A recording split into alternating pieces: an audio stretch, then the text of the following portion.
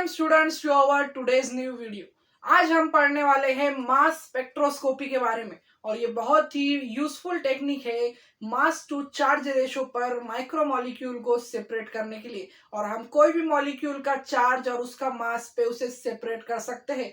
तो स्टूडेंट्स, इसका सबसे इजी प्रिंसिपल है कि हम मास स्पेक्ट्रोस्कोपी में M/Z यानी कि हम मास टू चार्ज रेशो पे कोई भी मॉलिक्यूल को सेपरेट कर सकते हैं। बहुत ही ब्यूटीफुल प्रोसेस है जिसके अंदर दो टेक्निक यूज होती है। एक है electron spray ionisation mass spectroscopy और दूसरी है माल्डी एमएस। और ये दोनों में से आज हम जो देखने वाले हैं वो है ESI-MS यानी कि electron spray ionisation mass spectroscopy. और इसके अंदर हम कैसे हमारे मॉलिक्यूल का मास और चार्ज रेशो पर सेपरेशन करते हैं वो इस ब्यूटीफुल डायग्राम के मदद से हम देखने वाले हैं। तो स्टूडेंट्स, चलो स्टार्ट करते हैं। तो स्टूडेंट्स, यहाँ पर हम जो भी मॉलिक्यूल माइक्रोमोलिक्यूल का जो सैंपल है वो इंजेक्ट करेंगे। तो स्टूडेंट्स, ये बहुत ही छोटे कैपिलरी ओपनिंग से इंजेक्ट करेंगे और कैपिलरी ओपनिंग से इंजेक्ट करने पर ये हाई प्रेशर से इस ट्यूब के अंदर जाएगा। और इस ट्यूब में जाने से पहले क्या होगा स्टूडेंट्स, क्योंकि मास स्पेक्ट्रोस्कोपी में सबसे मेन क्या होता है, आयोनाइजेशन ऑफ द मॉलिक्यूल। क्योंकि यहाँ पर मॉलिक्यूल्स को आयंस में कन्वर्ट कर दिया जाता है, उसका आयोनाइजेशन कर दिया जाता है। और जब वो आयोनाइज होंगे तभी ही हम उसका चार्ज पता कर पाएंगे और फिर वो इस डायरेक्शन में चलकर मास पर बेसिस पर सेपरेट होंगे और चार्ज बेसिस पर। तो स्टूडेंट्स, तो सबसे पहले यहाँ पर आयोनाइजेशन के लिए क्या है स्टूडेंट्स, यहाँ पर है वेपराइजर। यह है 4000 वोल्ट का वेपराइजर यानी कि जितने भी मॉलिक्यूल्स यहाँ से ओरिफाइस यानी कैपिलरी ट्यूब से घुसेंगे, हमारा जितना भी सैंपल आएगा स्टूडेंट्स वो कन्वर्ट होगा आयोनाइजेशन में, यानी कि वो सब एंटर हो जाएंगे आयोनिक स्टेट में। और ये आयोनिक स्टेट में एंटर होने पर ये ट्यूब के अंदर वो ट्रेवल करेंगे किसी स्पीड से। और स्टूडेंट्स, ये जो पूरी ट्यूब है स्टूडेंट्स वो पूरी तरह से वैक्यूम है और इसी वैक्यूम के अंदर वो ट्रेवल करेंगे और फिर डिटेक्टर तक जाएंगे। तो स्टूडेंट्स, ये जो ट्रेवल करते हैं तो ये सब किस में कन्वर्ट होते हैं, आयोनाइजेशन होने के बाद वो एक आयन बीम के अंदर कन्वर्ट हो जाते हैं। किसके अंदर स्टूडेंट्स, आयन बीम के अंदर। और इलेक्ट्रॉन बीमिंग के मदद से और वेपराइजर के मदद से उन्हें चार्ज दिया जाता है, आयोनाइज किया जाता है। और आयोनाइज होने के बाद क्योंकि ये एक छोटे से स्मॉल कैपिलरी ट्यूब के ओपनिंग से घुसे हैं तो ये फास्ट होते हैं और ये फास्ट होने पर ये बन जाएंगे एक्सेलरेटेड आयन बीम। और ये ग्रीन कलर में जो आप ट्यूब के अंदर देख रहे हैं स्टूडेंट्स, ये है हमारी आयन बीम। और ये आयन बीम बहुत ही तेज रफ्तार से ट्यूब के अंदर ट्रेवल करेगी और ये जाती हुई डायरेक्टली पहुंचेगी डिटेक्टर के पास।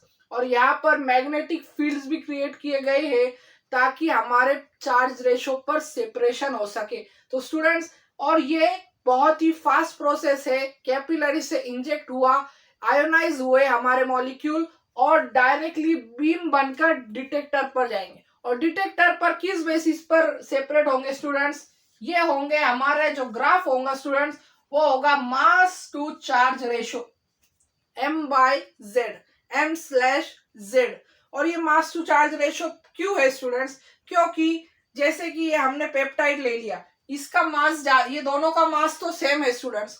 यानी कि हमने ले लिया, जस्ट एग्जांपल ले लो, लाइसिन ले लिया, लाइसिन का मास तो सेम है और वो दोनों का एक ही पीक बनेगा। यहाँ पर कंफ्यूजन हो सकता है तो इसीलिए यहाँ पर चार्ज चेक किया जाता है। चार्ज जैसे कि दो मॉलिक्यूल है लाइसिन के, ब्लू में आप देख रहे हैं, एक पर डबल प्लस है और एक पर सिंगल, यानी कि इनके चार्ज में डिफरेंस है। और यही चार्ज का डिफरेंस इन्हें डिटेक्ट करने में मदद करेगा। यहाँ पर भी इसकी साइज बड़ी है, ये लेट जाएगा, इसकी छोटी है, ये पहले जाएगा। और चार्ज और मास के बेसिस पे हमें इजीली हमारे मॉलिक्यूल सेपरेट हो जाएंगे और हमें डिटेक्शन मिलेगा। तो स्टूडेंट्स, बहुत ही इजी कंसेप्ट है इसका कि जो सबसे छोटा होगा वो पहले जाएगा, पर पहले जाने के बाद भी उसका चार्ज चेक होगा और सेम मॉलिक्यूल हुए, सेम कंपोनेंट हुए तो उनका चार्ज के बेसिस पर ग्राफ क्रिएट होगा। तो चलो, अभी मैं ये तो हमने प्रोसेस देख लिया, अभी मैं बताता हूँ कि ग्राफ कैसे बनेगा।